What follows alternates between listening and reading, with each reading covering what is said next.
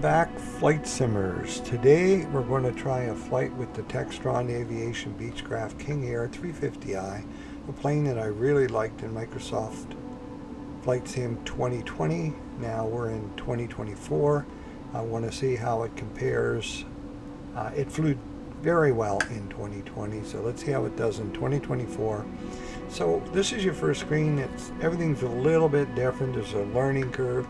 But to get a flight plan, you can click this tab here, the EFB, which will bring up this tablet, and it has different buttons you can click for different functions. This one is for your flight plan. So you can create your flight plan simply by clicking on this. But what I'm going to try and do is see if I can load one from Little Nav Map. And that used to work really well in 2020. You have to have the 2024 Little Nav Map version, and you have to export and save it to a folder, and then you have to go back here and click Open, Load File, and then you have to go find that file that you saved. So I saved it in this folder here. There it is. We're going to go to Martha's Vineyard. So it's not a really long flight. Now if I back off here and I'm scrolling with my mouse, you can see it loaded the flight plan. So everything's loaded in here. So you're supposed to be able to do that, and you can see there's our waypoints and our approach into runway 24. It's an ILS 24 approach. So we should be able to do a glide slope into the runway. So you have to send that to the ATC and the avionics. You can just send it to ATC or just avionics. I'll send it to both. Okay, so I close this down, and now I can start the flight.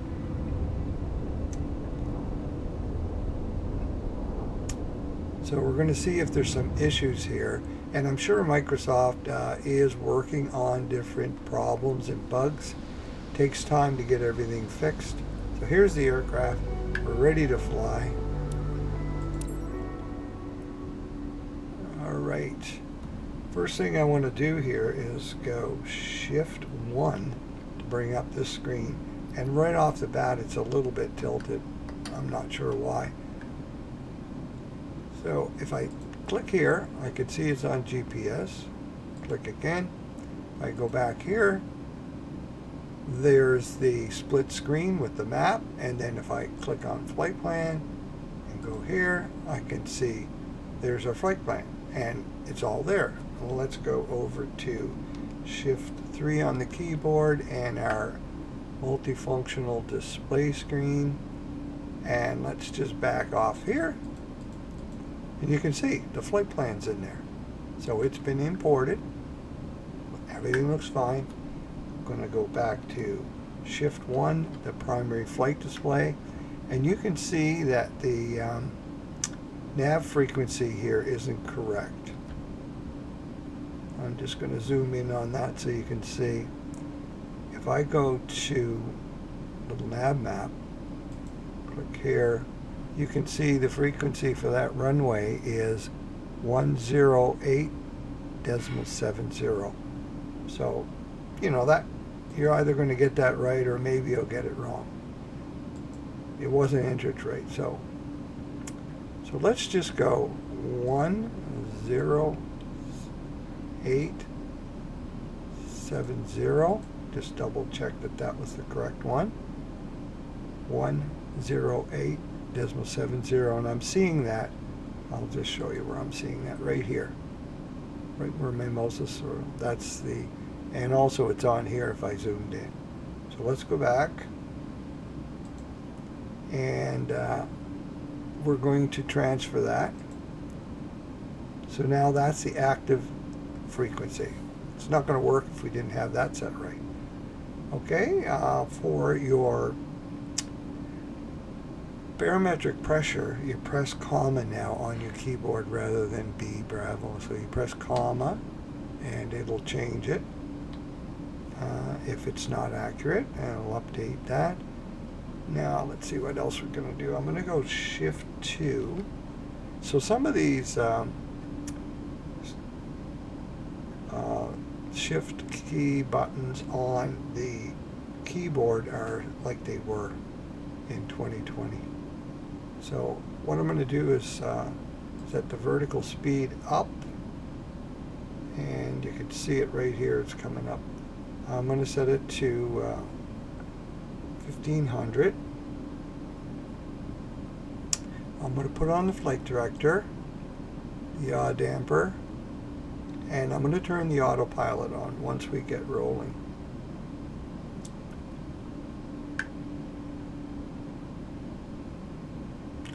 So we should be good to go here. I got to take off the parking brake, of course. So let's go outside. Flaps are down. Okay, take off the parking brake and off we go.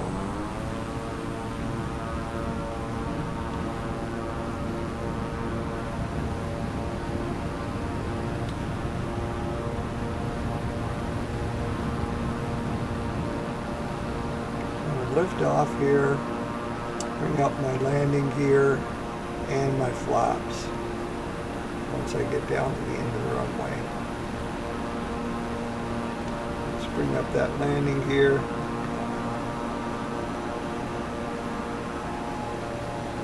Okay, now I'm going to go inside the aircraft for a second and look what's happened here. The plane is now flying directly to Martha's Vineyard. We've lost our flight plan. There's the approach, but it's not going to that. So let me show you what you can do if this happens to you. You can click on this and you can say activate to approach. Now you see how it changed and activated? I'll just zoom in a bit there. So it activated that approach, but this was in the flight plan. This peak waypoint. So let's just click on here and insert before, and we'll insert peak and see if we can get it back again. P-E-A-K-E, and I'm going to enter that, and now that's back in the flight plan. Now see, they were in there just before we took off and they disappeared somehow. The plane readjusted itself. So at any rate, it's on ROL right now, so it's just going to fly straight on autopilot. I'm going to put the autopilot on. We want that to be GPS, so I'm going to have nav on, and it just went to GPS. Now let's see what happens here if I release this and see if the aircraft starts to turn and follow the flight plan. Now I have to set some altitude here. I'm going to set it to 2,200, because if I don't, I'm probably going to fly over top of the ILS intercept. I'll show you what I mean here. Okay, see, if I'm up too high, I'm going to fly right over top of it. And I'm going to try and come in around here and intercept it in this feather so we can pick up the glide slope. So that's the objective here. So if I get too high, like right here, I might actually just fly over top. And if you're too high, you're not going to intercept it. So you can see the aircraft changing its direction there now and heading for this waypoint. So let's go back and have a look at how things are doing here. See what my airspeed looks like. Okay, it's not too bad. So landing gear up, check. Flaps up, check.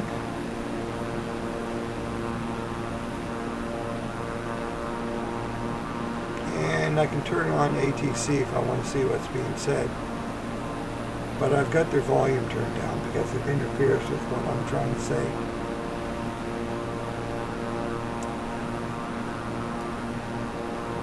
So they were saying 3,000 feet. which I had in the flight plan, I think. And you can get that tablet back again and your flight plan by clicking up here in your toolbar. There's your controls and various other functions like your weather. So I could change that to nighttime if I wanted. There's your cameras. Alrighty. Everything's looking good here. So I'm going to close that. And leave my airspeed the way it is right now. So if you go back to the little nav map, if you've gone up to Tools and said Connect to Flight Simulator, then it's going to show you where your aircraft is if you have this turned on right here. So I can see where I'm at.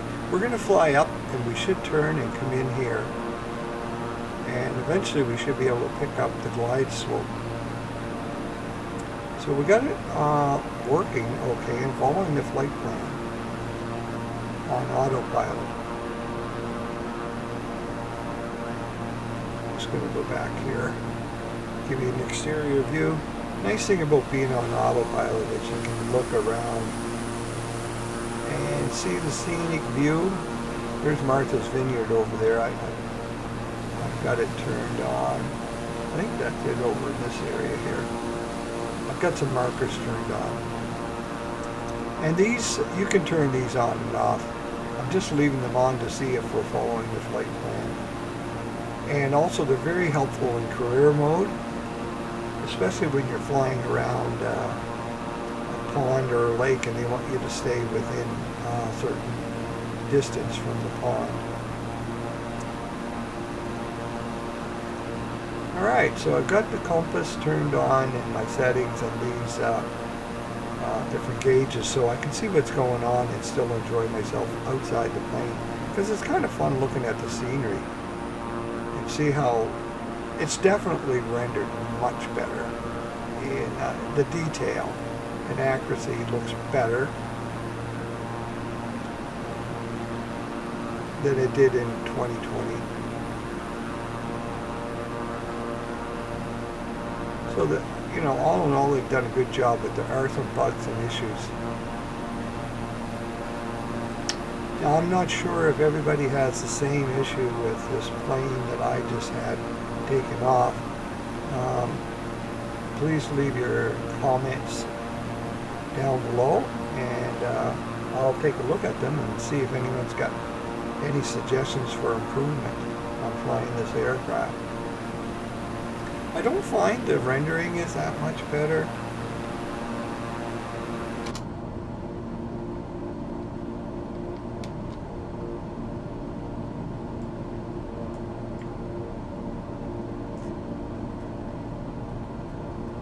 Just going to take a look inside this thing.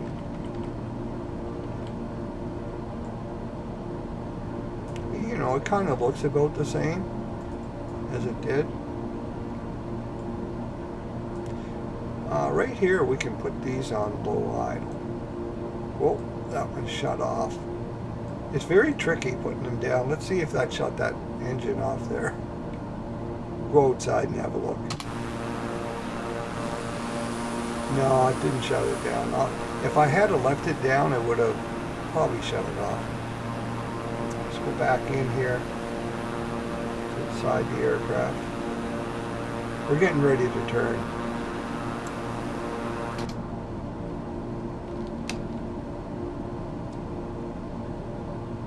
So shift 1 will bring up this view, shift 2, shift 3, shift 4, and taxi lights are off.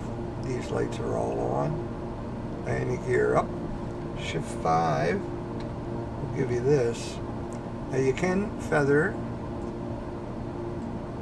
the props a bit or reduce them. Save a little on fuel. There's your throttle. There's your flaps. Flaps are up right now. Go outside and have a look. I'm just going to slow down a bit. So Let's go back inside the aircraft and see if we can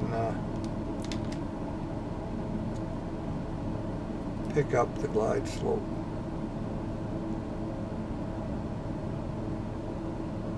So it says nav is off right now. Shouldn't be. Should be on. Unless it's picked up the approach. No. Okay, there we go. It did. It just picked up the localizer. So put approach on.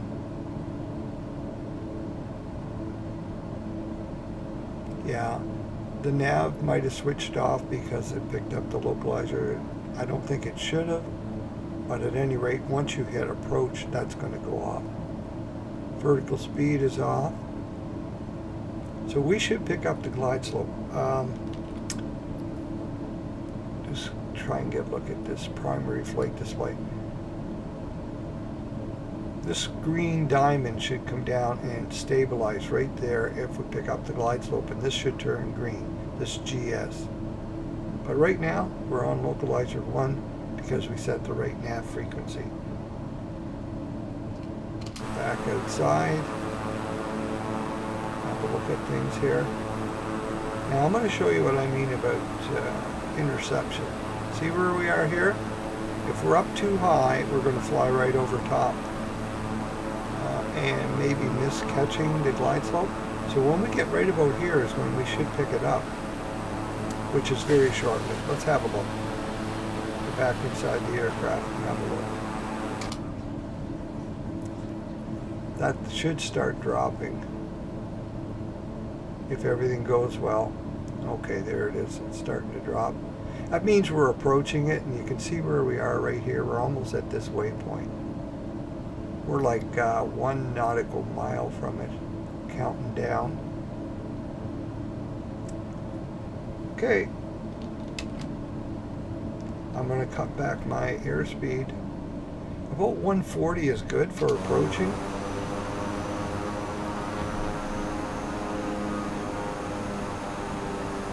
I'm going to put down my landing gear, put down my flaps. Try and get my airspeed up a bit. Once you do that, it cuts your airspeed way back. So I'm going to put reverse thrust on when I land. I have a button on my throttle binded to that function. So this does stop really nicely when you put the reverse thrust on.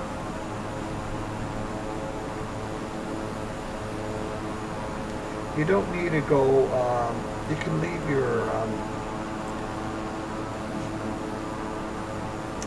settings inside the way we had them right here to low idle for landing. You can put them full up, but you can leave them like that. See where we are here. Give you a view outside the window. My airspeed is not too bad. Around 110 is not bad. We're approaching. Just going to keep my airspeed up and then try and cut it back as soon as I'm about to land. So we picked up that glide slope. It's gone green here, and that diamond is staying stabilized right in the center. So we're right on track. We've got 2 red lights and 2 white lights here, meaning we're on perfect glide slope right now into Martha's Vineyard. So let's go back outside, see if I can give you a better view of the landing here. I'm going to take off, I've got an autopilot button program, so I'm going to take off the autopilot just before we land.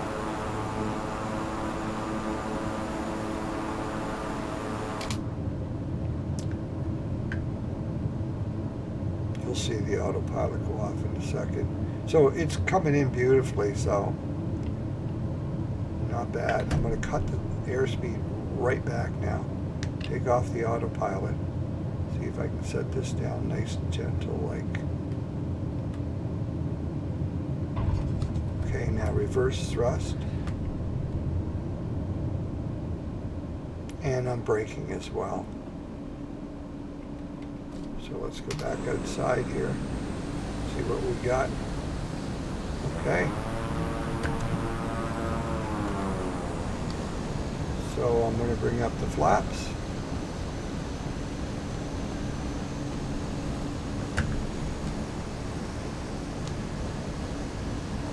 I'm not sure if the graphics on the King Air are as good as some other aircraft.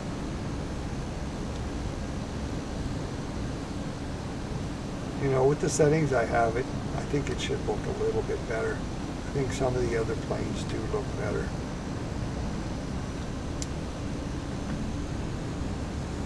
But at least we're able to figure out how to get this thing to fly on autopilot and follow it. Yeah, they don't want us going too fast on the taxi. So you have to kind of keep your taxi speed down to below 30 knots. Or you might get a little caution. Now if you're doing career mode, you're going to get penalized when you do that. I'm just going to come up here and stop and just ignore that guy that's on the runway there. There's not much you can do about that.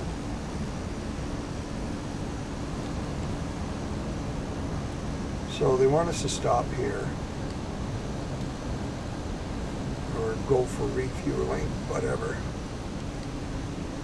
So welcome to Martha's Vineyard. Thank you, Microsoft Flight Simmers. I hope that this has helped some people that might be struggling a little bit with this aircraft. I'll put on the parking brake.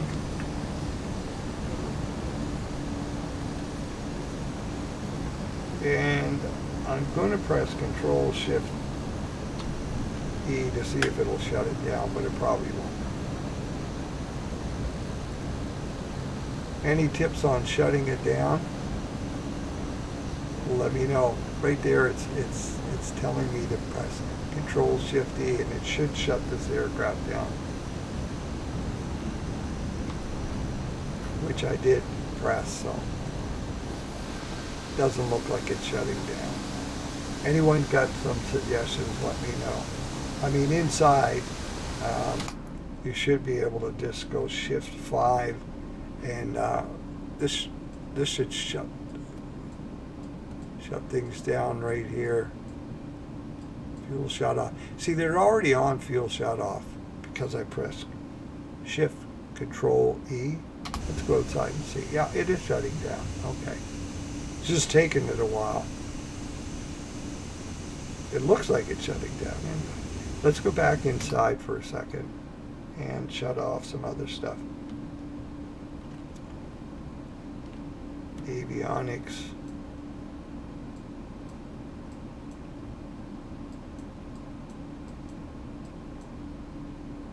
The lights for sure.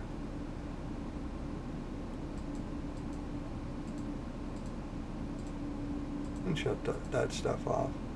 Your overhead lights, let's see, Shift 6 maybe? 1, 2, 3, 4, 5, 6, 7, 8.